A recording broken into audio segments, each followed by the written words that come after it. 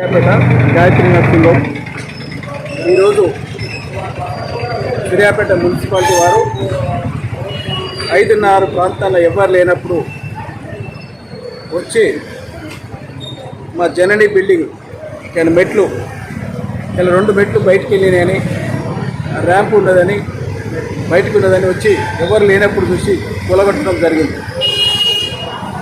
Commissioner గారు ఇదివరకు ఈ నోటీస్ ఇచ్చాడు. కమిషనర్ గారు ఇది కోడ్ ఉన్నది మేము తీసిస్తామని కూడా చెప్పింది. అయినా సరే ఆగక ఇవన్నీ ఇచ్చాడు.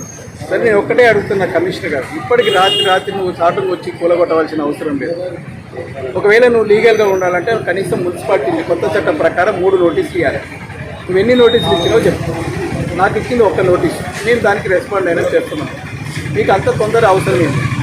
ఒకవేళ నువ్వు ఇలానే తీసుకుపోవాలంటే సూర్యాపేటలో కానీ విద్యానగర్లో కానీ ఏ ఒక్క ఇల్లు కూడా ఉండదు, మొత్తం శ్మశానంగా మారిపోతుంది.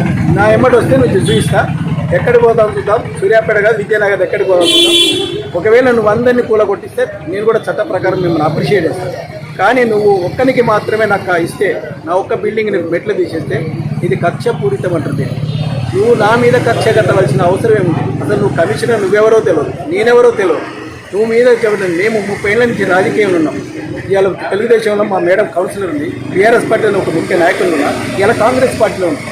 ఇవాళ నువ్వు చేయవలసిన అవసరం ఉంది. ఒకవేళ నువ్వు చట్ట ప్రకారం పోతే ఖచ్చితంగా గౌరవిస్తాం. ఇవన్నీ ఇలాంటివి చేస్తే ఖచ్చితంగా మేము చట్ట ప్రకారం మీరు కోర్టుకు పోతాం.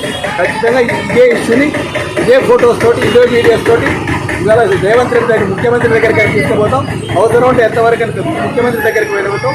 నువ్వు సూర్యాపేటలో నువ్వు ఇక్కడ ఉండవలసి వస్తుందా, లేకపోతే నువ్వు ట్రాన్స్ఫర్ కావాల్సి వస్తుందా, అంతవరకు మేము చూసుకుంటాం.